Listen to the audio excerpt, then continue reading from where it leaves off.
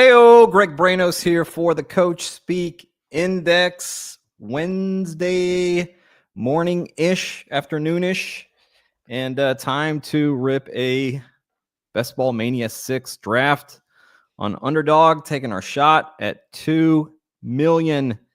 Got a very sharp guest this afternoon. He is the director of betting at 4for4. He is also the host of Best Ball Live. Connor Allen, welcome. What's up, man? Appreciate you having me on. I mean, why not us? Today we're about to rip the winning team. I can feel it. It just feels right. Yeah. The Hardballs say, who has it better than us? Nobody. I'm going to say, who's going to have it better than us? Nobody. This is guaranteed money right here. This is Lock City. Yeah. Hyped. All right, let's jump in this draft. Give you all. Get that. Could you try again? Okay, thank you, Siri. Appreciate that. This is like the second time in the span of about a week that I'll say something that, like, I don't say Siri, but I guess I said a word that has Siri in it, and then she's popping off here. You never know when she's gonna pop up. Yeah. Watching TV shows, just having any conversation. Of course, you get all the ads of everything you ever mention just show up on like Instagram or wherever the next day. But yeah, the phones are definitely not listening to us. I've kind of hacked it now, Connor, to where if there's something that like I want to buy on Amazon, or like something that I'm kind of like looking for, but just don't have the time to search or whatever, I'll just like say it out loud and then expect the next day to see it in a targeted ad. I'm like, all right, there we go. It's a borderline lock. It's just how, like, it's always listening to you. Things that I've never searched in my entire life but have spoken out loud will pop up on Instagram the next day. Like I'm not even adjacent to whatever, I've searched, and it'll pop up and I'm like, oh, okay, that's a little crazy. But I mean, we shouldn't expect anything else less, right? It's like just technology, I feel like. Yeah. All right. Connor and I are jumping in this draft here together, hopping in right now, waiting on 9 people. Jeremy asking here. Jeremy shows up in a lot of these drafts and takes a lot of players that I like. Is he a stream sniper? Is he going to be a problem for us? Do we gotta? Jeremy might be a problem for us. I don't think it's like, he's not just like coming on and watching the stream like just the snipe. He's just a sharp guy who likes a lot of the same players here. I think that's one of the problems with doing these streams, and like I find in my own as well, is like it's great to cultivate a sharp community, but then when your sharp community is drafting against you, it's not so great, because then they're taking some of your guys. They're following along just as much as you, and that's never great. Yeah, I'm about ready to be done with the live streams. I think next week might signal the end. I think I might just have like one next week. Temporarily have Ben Solak for Wednesday, and might just end it there. I don't have a lot of BBM drafts left. I have like 40, I think, maybe after this one. Okay. So yeah, I'd like to start packing in some more of these players as we get down this stretch run of guys that I want to have. If I've got 12% of them now, I want to get it up to like 15, 16, 17%, and then some other guys like, well, I was going to say a name, but I don't want to say it because I don't want them to get sniped in this draft. Are you do you have relatively flat exposure, or do you take like massive stands? Traditionally, I've taken pretty big stands. I've flattened it out a little bit this year, and some of it is, doing streams with guests will kind of naturally flatten that out. But I've actually had some guests who are very much on the same page with with a lot of this. Like I've had a lot of people come on here and draft Cam Scattaboo. See a lot of Cam. Yeah. So we have the 11th pick here. Nice spot. I like the 11th spot. Jeremy's at 7. I think 7's a really nice pick in drafts. You can get. I think it depends what you think of CMC. CMC, right? Yeah. Okay. Which I like him, so I agree with you. I think 7's an awesome spot. Yeah, seven's pretty great, I think. I need to get the man, spike. 11 is an interesting spot too, because you can go with like the dual wide receivers. You can go with one of the, like a Genti and one of the wide out options, A-Chain. Like I think I've kind of warmed up to a little bit and have more exposure to if I'm doing like, max handering something. If I'm drafting one team, I'm not getting him that much. So it's really a mix here. Puka with the Stafford uncertainty has been a little tough, but is that top of our board right now? So like Puka, Brian Thomas, Genti, is that what we're looking at?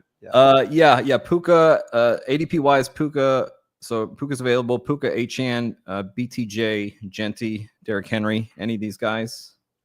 I would go. Let's go BTJ. Let's try and get a little unique. It's a bit of a reach per ADP, but I've kind of started to try and mix up these guys here at the wrap. Do more like BTJ London teams or things that like maybe teams don't really have as much of just because the way ADP falls. But I think that a lot of these guys are really interchangeable, honestly, and have tons of upside, great floor, and so their London goes. So don't have an option there, but I don't know if you have a favorite out of this group. I honestly I have pretty mixed exposure at the end of this draft here. So okay. Let's see. What I think I have Genti over Achan, but I'm fine either way. What are you in the mood for? Let's go Genti. Yeah, let's do it. And then I need to refresh over here so I can see the spike week overlay. Love it. And see what percentages I have and all these week 17 correlations and whatnot. Puka falls to, what was that, the 13th pick there? Is that right? What are you doing with him? Because I think the uncertainty around Stafford's will push him there. I feel like he was pretty firmly entrenched at like 8 to 10-ish pick for a while. And now we're at a spot where he's just, I don't feel comfortable taking him. I am still taking him, but I don't feel good about it. I mean, the upside is obviously massive, but Stafford, the uncertainty there is pretty significant. Yeah, I think the big concern for me with Stafford isn't really even necessarily week 1. Like I think he'll still play week 1, but it's just like one big hit and he could be out for the rest of the season. Like this is a serious thing that he's dealing with. Like it's probably not going to go away, right? Like it's going to linger throughout the season. And he's going to be getting injections like all year, just like juicing up before games, whatever he can do to get out there, which I think he's kind of already been doing. And he's obviously a super tough guy, but I mean, he's getting old. Like his body's going to break eventually. And I don't love being caught on the wrong side of that. So I think I have exposure to Puka. I'm not looking to be overexposed or underexposed because I think the upside's still there. So it's a really tough case right now. Yeah, I feel like Puka is a little more QB proof than the rest of the skill position players that they have there. Mm-hmm. But if the drop off from Stafford to Garoppolo in terms of how much that team will be scoring, like there's a difference there. And their left tackle, Alaric Jackson, dealing with blood clot issues. That's also not great for the quarterback. Heard that isn't good. Yeah. It's a bit of a potential mess, which season was it? The 2022 season that Stafford ended up getting knocked out of basically, and they had a lot of offensive line problems that season. Finished with like 4 wins or something. Not a ton of wins that year. It's about to be on us. Devontae Adams, George Kittle, Breece Hall, Jaden Daniels, Tetaroa McMillan. I would probably go with Devontae or Kittle here. I think both of those are great options. Yeah, let's do I need to get a little bit more Kittle. I had a ton for a while, and I mean, then he was like an auto pick for me in the early 4th for a while, and now I still like him. So I mean, he was going in like the 5th round at a little bit. Back on the clock, Devontae Adams, Breece Hall, Tedoroa McMillan. I kind of like Ted here, actually. I would say let's go Ted, if possible. It's one of those things where I keep drafting him. I've been chasing up the ADP. Again, now an early 4th rounder. I was talking with Neil Orfield about this today. Is like these guys at like the 3-4 turn. I don't see a reason why we shouldn't be chasing up guys like Ted, Worthy, even like DJ Moore. I think to some extent can go in that early 4th because I don't really love a lot of these like 3-4 turn guys all that much. And so the guys at the end of the mid to end of the 4th and even early 5th, I think, are somewhat viable to take the early there. I'm not super in on Breece Hall right now. James Cook, I mean, I think you can make a case for him after signing the contract, but the long touchdown rate seems super unsustainable. And we got a dual quarterback. Wow, Lamar and Hurts here. That's unique. I don't think I've seen that in a while. Yeah. Wow. That's very interesting. Yeah, I feel a very similar way about that 3-4 turn and also the 2-3 turn. Like once there's a certain point right around pick like 26 here where if like Josh Jacobs, Jonathan Taylor, Bucky Irving, Chase Brown are off the board, and Trey McBride, T. Higgins, then you're looking at like, do I want Tyreek Hill? Do I want Garrett Wilson or Devontae Adams? Or should I just take like the most elite fantasy quarterback in Lamar Jackson? And I've been doing a lot more of that lately, of just taking Lamar there at the like number 26 or 27 spot. And then, like you said, that 3-4 turn.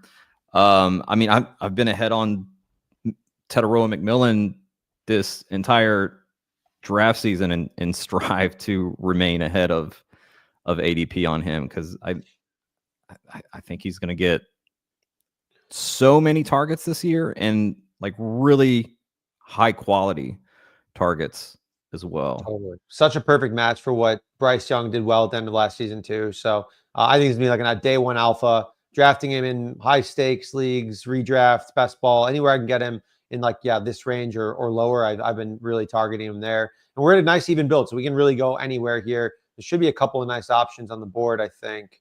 I mean, I love Travis Hunter. I love Jalen Waddle. DK Metcalf being here is still a great option. James Conner, if we want to keep it balanced too, like really any of these guys, I'm taking like all of these guys, and I'm very cool with it, honestly. Yeah. You want to go Travis Hunter here first and double up with Brian Thomas Jr.? Let's do it. Jag stack. Yeah. Open up a little late Trevor Lawrence. Yeah. I don't have a ton of Chuba in the early 5th. But at this point, we're talking about like probably 602. I think one of him or Connor is fine, honestly. Yeah. I mean, we could scoop the ADP value. Yeah, let's do that. Here with Chuba, and we'll stack them up with Tedoroa McMillan.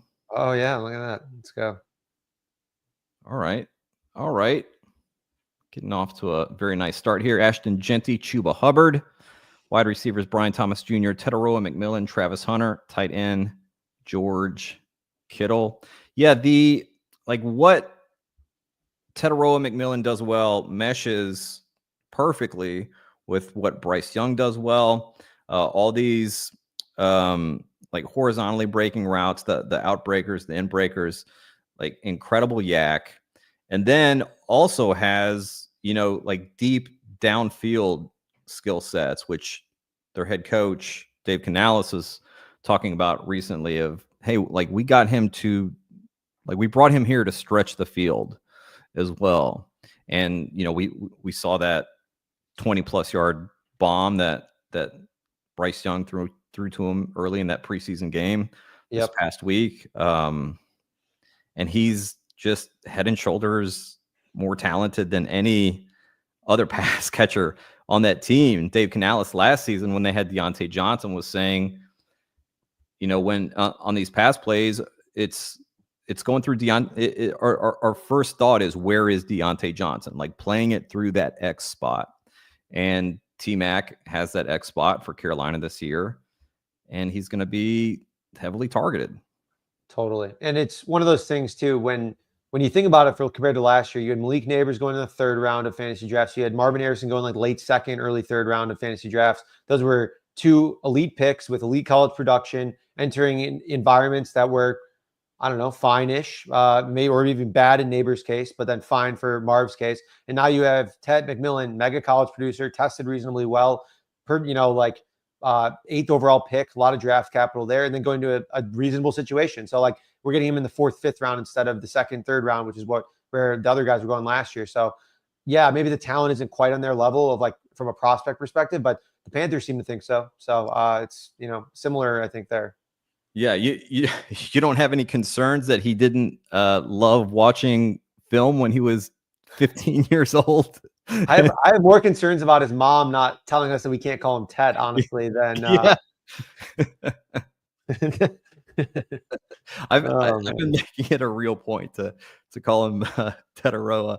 I know Pete Overzet has like a swear jar going where anytime he calls him Tet, he has to put in $1. He also has it anytime he says Christian Kirk instead of Slot Demon. he has to put in $1. So good. Yeah. Let's see where we're at here. Oh man, I love both of these running backs. I know we don't. I mean, we have two running backs. I guess we can continue to add one. Oh, it looks like we might get sniped. Oh, we get sniped on both. Okay, that's tough. Wow, this is like a pretty. This is a tough range. Rough area. We're out on Mixon. I think I'd be fine with Brian Robinson. Fine on Mason. We don't need a tight end. You said yes or no on Mixon? Yeah, yes on Mason. Yeah. Or not Jordan Mason. Yeah, Jordan Mason. Yes. Joe Mixon. No. Gotcha. Okay. Sorry. Sure. They sound similar. Yeah. Yes, we're at, 3 running backs, 3 receivers, a tight end. Like any other receivers that maybe we could. Yeah. I got Jaden Reed, Jaden Higgins, both these Jadens. Yeah. Available. Michael Pittman Jr. Here. Not my favorite. If you got another guy that you love here, I'm fine with any of them. I mean, Reed, the injury is a little bit different, but I was drafting him here a ton. Is Matthew Golden gone, I'm assuming, or no? He is, yeah. He's gone, right? He's long gone at this point. Yeah, I'd be good with Jaden Reed here. Okay, let's go Jaden Reed. Yeah, and we could just, make sure that we build the wide receiver room around, because, he's going to have weeks where he gives us barely anything. Yeah, right. Go ahead. I was going to say, I don't know if there's been any coach speak stuff on this yet, but if you could tell me when the Packers were going to play like a lot of 11 personnel in a game or not 11 personnel in a game, we could probably get pretty rich. Just betting Jaden Reed props, overs or unders one way, because like he played as little as like 30-40% of run routes on like that in some games, and then also is obviously run routes on way more in games where they're playing 11. So I don't know. But again, for best ball, you're just capturing that volatility, right? So, right. We just want those, 29-point spike weeks that he put up last year. And when was that first? Was that week 1 or week 2 that he had that really big game? Yep. And everybody was victory lapping Jaden Reed, posting all the screenshots. Yep. And then things changed a little bit. Yeah, it sucks that we got. I think Pacheco and Pollard are both like really underrated in this spot. Like I think they should both be like closer to low mid 6th round picks, like right after James Conner. I think that's where they should be going.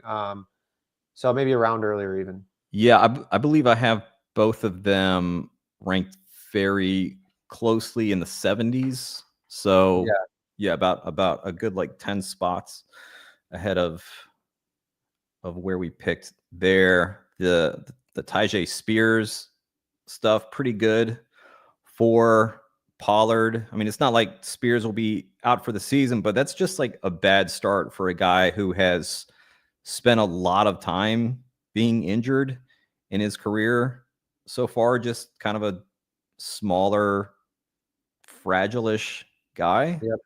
Yeah, and their coaching staff too, like it's kind of like almost felt like what Kyle Shanahan would do was like, oh, we want to give less to Christian McCaffrey. And then he would just jam Christian McCaffrey 90% of the snaps. Like Pollard, like when he was healthy, they were like just giving him all the work. And they're like, we want to balance the workload more. And then they just don't. And so like sometimes I feel like you would know better than anyone. Sometimes there's some coaches that just aren't truthful about that kind of stuff. Yeah. You know? Yeah. Callahan promised RB 1A, 1B last year. Same thing with their offensive coordinator, Nick Holtz. He was reiterating that, and that just wasn't the case. That got graded as a lie in our database for Brian Callahan. About to be on the clock here. Just went, damn.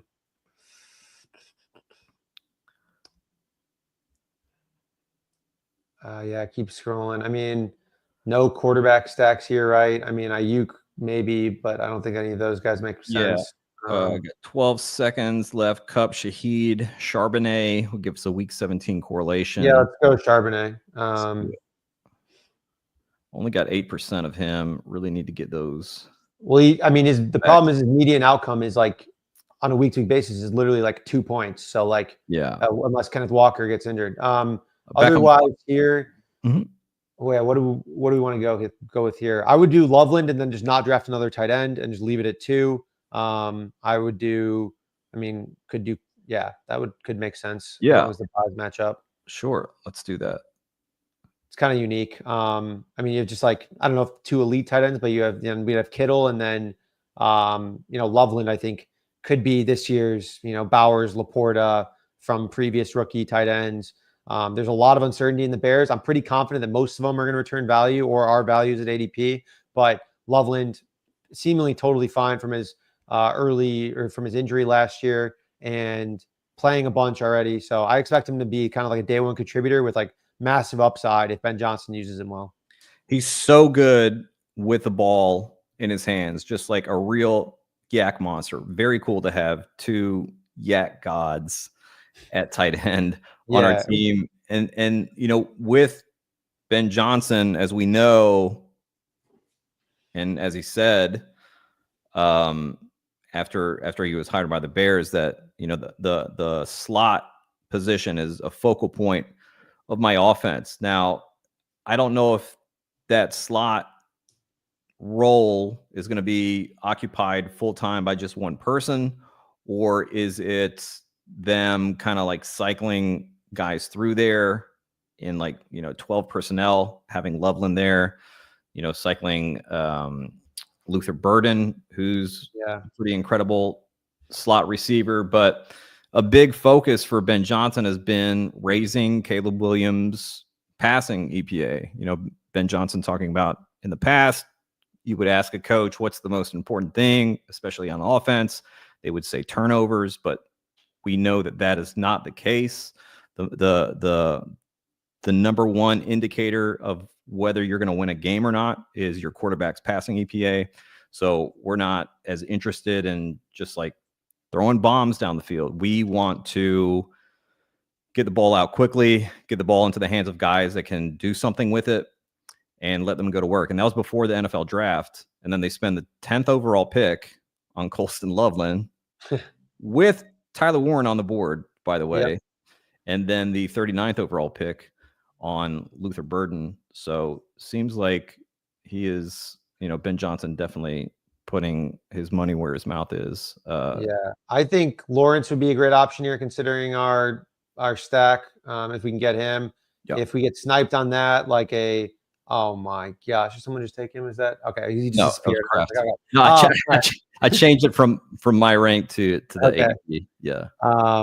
So I think if not, like Love and Kraft is kind of a sneaky one. There's some weird stuff with Love's injury, but we already have Reed, so like I think that could be kind of an interesting build. I've been doing some like late backdoor Packers stuff with not even backdoor. It's probably just like middle of the pack here, but looks like Lawrence is on the board. I think that's probably the direction that we go. Let's do it. Okay, cool. And then we could probably take another QB. We could do Caleb. We could do Jordan Love. I mean, because we have Caleb and Loveland, I don't think is bad. And then could maybe I think Burden might have already gone. But I believe so. Caleb just went anyway. So okay. Any other quarterbacks? I mean, we could try Love. I'd be very interested in Love here. Okay. Yeah, Love, or we wait on Bryce, try and get Bryce Young on the next rep. But right, who would we get in that case? There's not like I What do mean, the running backs look like like? Tootin would be the other. Just Yeah, whatever. Just let's go Love. yeah, yeah, it's fine. And yeah, we'll end up with a 3 QB Yeah, 3 build, quarterback. and Yep. it's pretty nice to have Trevor Lawrence and Jordan Love as QB1 and QB2 here. Looking at the rest of our team real quick: Ashton Genty, Chuba Hubbard, Jordan Mason, Zach Charbonnet. Wide receivers: Brian Thomas Jr., Tetaroa McMillan, Travis Hunter, Jaden Reed, and then tight ends: George Kittle, Colston Loveland. This is a super interesting build of 2-4-4-2 at this Very point. interesting. It's not something that I've like ended up with often, but kind of Yeah. wanted to mix it up a little bit here. And I think it's kind of fun. I think we probably need to add some like a couple of these like high upside running backs maybe to fill some of that out a little bit more. And then I feel pretty good about a receiving room, but like again, we probably need a couple more guys there that as well that can contribute. What Yeah. build do you think we're gonna end up with here? Probably like 3 I'd say yeah. 3-6-7-2 Yeah. probably. Yep. Yeah.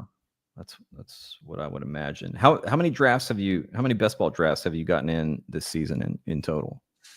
I'm a little over 100, I think, something like that. So a decent amount across different platforms too. I've been trying to just rip as many as possible. But like a bunch of slows. Been trying to do as many fast as possible. Just I like my teams end up better with fast. I've like devote all my focus to something for whatever 40 minutes or so. And usually, honestly, the room seems softer in my opinion with the fast. You'll get just like the random bozos just popping in a couple of drafts here and there, and so. I think that my team's in a better like that. So I've been trying to do more of that. I'm going to just jam a bunch of slows and fasts for the next like 2 weeks, probably, just to get my numbers more because I'm trying to max enter a couple of these contests. Awesome. Bryce Young goes off here at Hmm. 144. Braylon Allen going at 140. Super, super interesting with all the coach speak that we've gotten on that Jets backfield, and then the usage in the preseason week 1 game. I'm in your Discord. Have you played the Braylon Allen under or the Brees Hall under, the rushing under and rushing touchdown under? I think is really interesting considering all the coach speak there. The coach speak plus like Justin Fields going to run a lot. Braylon Allen was involved. Isaiah Davis involved. I don't know. I mean, I think there's a lot of outs for that under to hit. Plus, Brees Hall hasn't been exactly a statue of health, figure of health there over in the Jets. So there's a ton of unders on that one, or a ton of viable outs for the unders if you haven't looked at that one yet. Yeah, what his projection is around like 850 or 899. I got it at 925 at one point. I Wow. think it should be like it should be like 800. At 5.5 touchdowns, I think is a little too steep too, honestly. Okay. Let's see here. I like Tillman. And pull up receivers here. Yeah, we do need some other running backs if there's any there that are good. Jerome Ford is a guy that I'm drafting more and more of. I don't think Quinshaw Judkins is going to play all that much. Another guy that I've been looking at in like just taking as much as possible is Woody Marks. I We're feel very on confident the Mixon's not going clock. to play. On the clock here, do you want Tillman? Let's go Tillman. I think he's one of the best late options. Tillman or Ford is fine. Either is good. Yeah, we'll take Tillman first, and we'll see if Ford comes back around here. What could go wrong with 2 Browns? Yeah, Judkins. Oh yeah, I didn't even know that we were thinking about that. We're double tapping the Browns. That's okay. I think it's a decent spot to be in. Ford's going to see a lot of work early in the season. So Sure. if not the whole season, I mean, from my understanding, the Browns are less interested in adding to Dylan Sampson's workload early in the season. Not something that's been talked about super publicly, but I think that Ford's going to be the guy for a while there. So I know that's not what we necessarily will win the $1 million or $1 million, but I think that right now, again, we're in like the 14th round at this point. So like getting a solid workload, and if he outplays Sampson and Judkins never comes back, which I think is a very real outcome here. It's seemingly at this point. So yeah, I think that's a good look too. And then yeah, I've been drafting a bunch of Chubb and Woody Marks just because I feel very confident that Mixon's not going to play play much, if at all, this year, to be honest. So I've been trying to Really? draft. Yeah. Yeah. It's a couple things going on there, but yeah, I don't think that I wouldn't expect too much from Mixon this year. Wow, that's interesting. I know they've been very they've like really obfuscated as far as from D'Amico Ryans on the situation. I think it's one of the beat writers there or something is saying like maybe he's ready for week 1, but expect him to be ready kind of near the beginning of the season. They did the same kind of thing with him last year. Now I don't think he was spotted in a boot or anything like that last season, but he did. If I'm remembering correctly, like he didn't get a lot of work during the off season last year. But it does seem like a little bit of a different situation this time around. There's something going on behind the scenes. It's not really super clear. That hasn't really been reported yet. So I'm not drafting him. Is this inside info that you're referring to? I'm not. Okay, Yeah, you're not at I'm liberty to say, but okay. Yeah, I'm not going to give details, but I'm not drafting any Joe Mixon. This is Greg Rosenthal last year on Puka Nacua.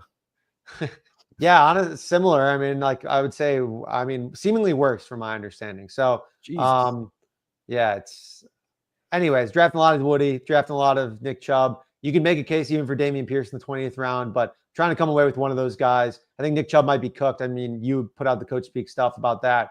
He's going to get the first run at it, though. He's definitely going to get the first crack. I don't think Woody's going to play with the first team at all for maybe a couple weeks. So you're basically taking a 0 there, probably. But Jerome Ford can get you there. Yeah, you got the balance. So, yeah, I don't know. It's kind of just an interesting take there. I feel pretty strongly about it. But okay, so I would take Woody Marks here if he's there. I also it's way down ADP, I'm sure, but I've been making sure that I've been coming away with him in basically every draft. Other than that, we need another quarterback, don't we? So, oof. Yeah, it's looking. I kind of forgot about that. Pretty rough. So we're going to take Woody Marks here, but just taking this time to kind of look around. Man, is Darius Slayton still on the board? He should be. Yeah, we can do him and then Jackson Dart. Yep. So my thoughts on Jackson Dart is that I think that that Russ is going to play okay, and the Giants. The problem is the Giants' schedule is just outrageous. I mean, they're favored in one game in the first 10, 12, 13 weeks. They're just face a murderer rows of team. They're going to be 2-7, 2-8. And I think they're just in a really tough spot, honestly, to win a lot of games. And so when that happens, eventually teams are just going to turn to the rookie quarterback, whether their quarterback's playing awesome or not. They just need to kind of sell the ownership on playing more or keeping their jobs, because these guys are on their hot seat. So I think that Dart is going to come in, I think as soon as week 4 or 5, as late as week, I would be shocked if he's not on the field past week 9 or 10, before then, just based on how the schedule is, because they're just going to lose so many games, even if Russ plays fine. It's just, he would have to play incredible. Defense would have to play incredible for them to win, to even be 500, honestly, just based on who they're playing against. Yeah, it's a real gauntlet, especially those first 5 games that they're playing. Like you said, they'll need something to point to say hey, you really need to kind of keep us around. Look at how well Jackson Dart is doing. We had to bring him along slowly. Yep. He's in there now. He's playing well in our offense, right? He's playing well in my Brian Dable offense. No guarantee that that it'll look like this next year if you move on to somebody else. So yeah, and he's playing well. He played really well in preseason the first game. If he keeps playing well, it's that we see it all the time of quarterbacks, as long as they play reasonably well in preseason and there's a case to be made and they don't completely suck. I think that they're going to be okay, well, we got to make some changes somewhere and just turn it over to him. So yeah, I think he's a great late. I've been doing a lot of backdoor Jackson Dart, Darius Slayton, Theo Johnson stacks, which sounds ridiculously gross, but again, if you're in the situation where we are, where we just missed on most of the quarterbacks that are playing, I don't think it's a bad option, because he's also going to be playing when you're going to win money. He's also as long as you can survive, like he's in the money round. So that's what matters, I think. Yeah, I released an episode yesterday on late round darts with Pat Carrain, and one of mine was Darius Slayton. He's my highest exposure in Best Ball Mania 6. I think he fits really well with all three of the quarterbacks that they have on their roster. I'm not counting Tommy DeVito. Sorry, Tommy D. But you got the Russ Moonballs. You've got Jackson Dart, who's a very aggressive passer. Jameis Winston, Mr. YOLO. Yeah. So that works out well for Darius Slayton's skill set. There's really not much behind Malik Neighbors. Jalen Hyatt is sitting at home right now with some undisclosed injury. The coach speak has not been great on him this offseason. Wan'Dale Robinson is just a gadget guy. He's not good. Even though they threw him, dude, the stats that he compiled on 140 targets last year, disgusting. Oh, crazy. All right, let's see. Do we want to go ahead and grab Dart here then? I think let's roll Dart, and then where are we at roster construction wise? Yeah, we want one more receiver. Yeah, one more receiver. So ADP wise, this is what we're looking at. My rankings. Well, we have T-Mac already. It gets pretty desperate down here. And who do we got again? We have Lawrence and we have Lawrence, Love, Jackson Dart. Maybe we go Wicks then, right? I mean, would that make sense? Is that Wicks and Reed? Yeah, I think. Yeah, so. I wouldn't mind that. Did he didn't go, did he? Okay, no, Wicks, because then we have I think Wicks is also kind of a contingent upside guy. I don't really think that he's going to play all that much behind Golden, behind Dobbs. But he's been like the all metrics guy of looks like he could be good and then just isn't very good. But I mean, I thought the same thing about Tank Bigsby. Tank Bigsby was legit trash as a rookie. Came in last year and was one of the league leaders in yards after contact per attempt and everything, and was so good. So I don't know. I mean, I like to lean on my player takes for guys that I feel confident about, but guys like Dontavian Wicks, who he's been pretty bad, but he's athletic, he can get open, and he plays on a good offense, and we have the stack. So I've been selling myself on him more lately when it makes sense. Yeah, he's like a more experienced AD Mitchell, I think, of these guys who are just so good at getting open, but when the ball is in the air, you're just I don't have high hopes for how this play is going to end up. But it sucks that football's played with a ball, otherwise he'd be, all first team. He needs the sticky hands from Little Giants. Yep. Oh man, it's good. I think it turned out pretty interesting. I mean, it was definitely different. I kind of like it, but it's hopefully a little different than some other teams you've drafted. Yeah, it is different. Like I said, I haven't started with a lot of 2-4-4-2 where one of the positions is basically locked up at that point, like we did with tight end. But it's really cool, and we have this double with Brian Thomas and Travis Hunter, where it's okay, you're going to get basically at least one usable week every week between those two guys. Feel very good about Tetaroa McMillan. And you have, I mean, not quite the same thing with Jaden Reed and Dontavian Wicks as we have with the two Jacksonville guys, but I mean, I'm very cool with double dipping there. And again, just the contingencies, and Wicks is going undrafted quite a bit now. I think Cedric Tillman is going way too late. I think Darius Slayton is going way too late. Not that they're gonna light the world on fire this year, but I think absolutely usable weeks out of those guys. Tillman was looking really good last year when he was playing, and then missed all that time with the concussion. I'm not worried about injuries with him. I mean, obviously, if there's a concussion, that's not great. He'll get knocked out a longer period of time than somebody suffering their first concussion, but it's not like a soft tissue injury or something that's big chance of this recurring. Yeah, I mean, we had 3 games last year in a row. It was like, 12 for 81, 999 2, 1175 1. Like, we drafted him what, like the 12th, 13th round, something like that. I mean, it's like, yeah, pick 155, maybe even Yeah. later. So like, we don't. I mean, you get a couple of those. We're not asking for a whole lot. Just need to pop every once in a while to escalate our scores. So I think at that price, too, and the target competition is fine. I mean, I'm not entirely sold on Jerry Jeudy.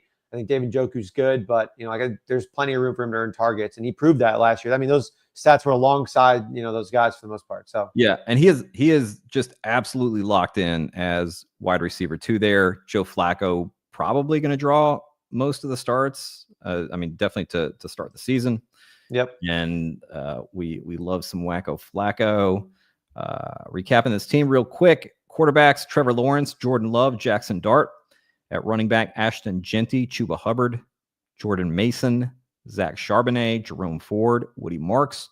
Wide receivers, Brian Thomas Jr., Tedoroa McMillan, Travis Hunter, Jaden Reed, Cedric Tillman, Darius Slayton, Dontavian Wicks, and at tight end, George Kittle, Colston Loveland to bash your brains in there. How do you like that draft?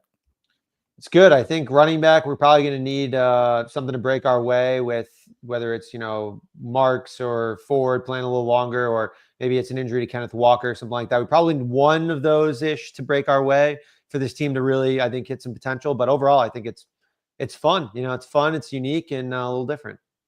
Oh, yes. Who was asking here? The icon, Jeremy. Oh, Jeremy was the one who He did the double quarterback. He did the double quarterback. I believe he said he was on his phone.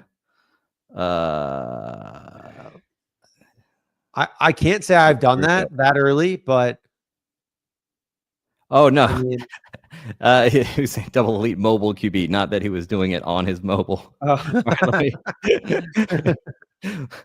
let me take a look at this here. Team. All right, Lamar Jackson, Jalen Hurts. I'd say you're pretty set at quarterback, Jeremy. Looking good there. Looking good there. You won the QB. You won the QB position. That's for sure. Running back, Christian McCaffrey, Brian Robinson Jr., Tyler Algier, Rashad White, Roshan Johnson, Will Shipley. Okay. He definitely needs something to break his way running back wise. I mean, that's tough. You need several things to break your way here. You need Ja'Cory Krosky Merritt to not be a dude. You need Bijan Robinson to get injured. You need Bucky Irving and Sean Tucker to get injured. You need the Bears to realize that Roshan Johnson is actually on their roster. and a Saquon injury. Although I do think Will Shipley will likely provide some usable, just standalone value 1 or 2 weeks. And whether it's like blowouts or getting that Kenneth Gainwell stuff that they would give to their RB2. Wide receivers, AJ Brown, Zay Flowers, Deebo Samuel, Jordan Addison, Rashad Bateman, Brandon Ayuk at 127. Jalen Noel, Tyler Lockett. Yeah, I love that wide receiver room. Yeah, great room. Then tight ends, Mark Andrews, Dallas Goedert looking good there.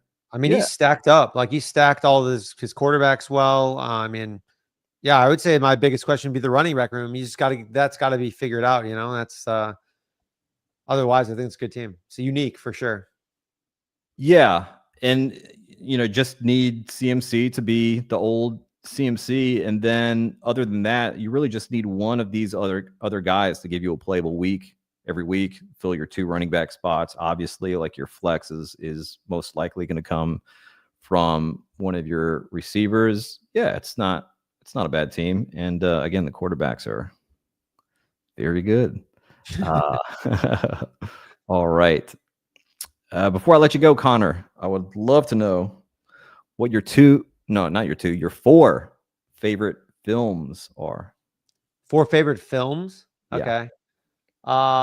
So I'm a massive like Christopher Nolan fan.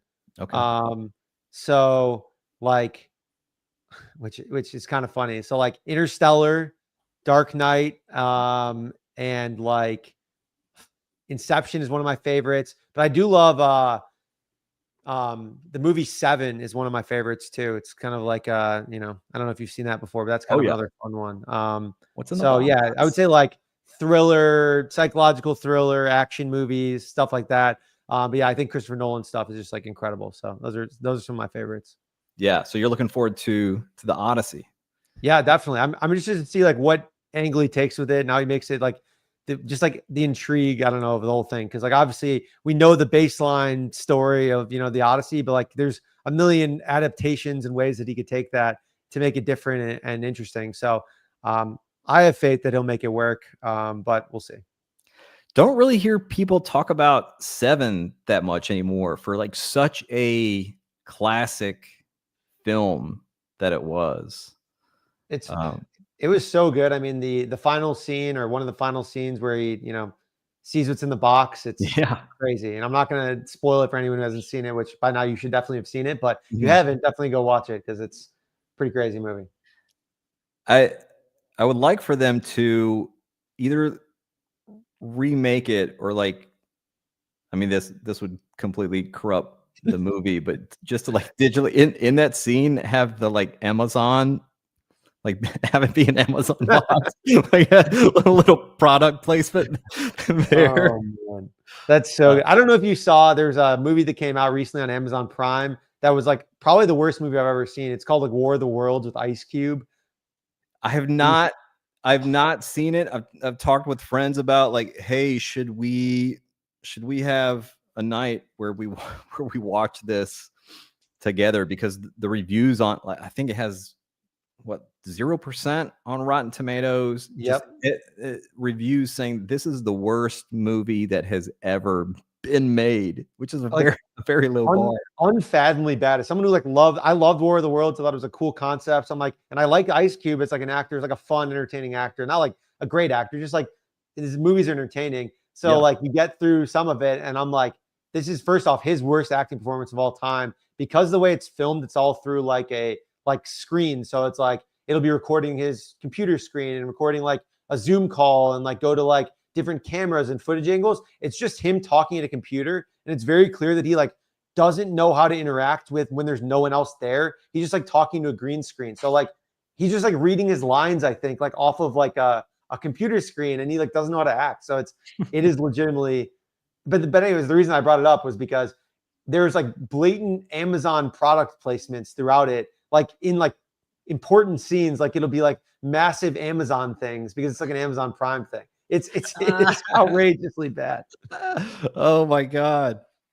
Oh, Yeah, it's so definitely good. gotta watch it now. But by the way, I think it was after, I don't know if it was after test screenings or it was just like studio notes on Seven.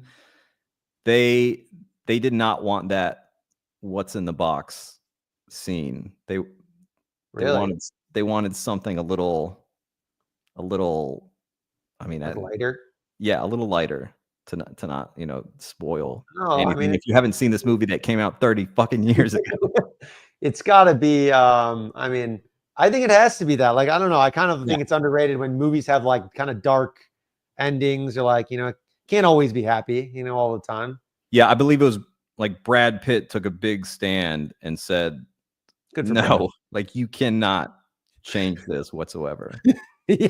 What was the alternative that they suggested? Like they I just caught him and there was a happy day and they were all like, got some beers after. Like what do you even end it with then? yeah, I don't know if they suggested something to replace that, but they were just saying that audiences are not going to like this. Like they're going to be extremely upset at this. Oh, for sure. Yeah. I mean, they probably were. I don't remember. I don't even. When did the movie even come out at this point? Like, I'm gonna look it up. It was like I thought it was like early. What was it like? Let's say like Oh, 90. 1995. Okay, I was gonna say like Okay. 2002. Yeah, 95 is when it came out. Yeah. Man. Incredible. Awesome. All right, got a draft at the top of the hour with Derek Brown. Thank you all for hanging out. Thank you to Connor for coming on. And Connor, before we let you go, please let us know what you got going on and where we can find you. Yeah, I'm doing a bunch of streams, Best Ball Live at 44 Live's YouTube channel, and you can find all my stuff on Twitter at Connor Allen NFL, and all my bets, fantasy betting content at 4for4.com. Awesome. All right. Y'all check them out, and we'll see you at the top of the hour. Peace.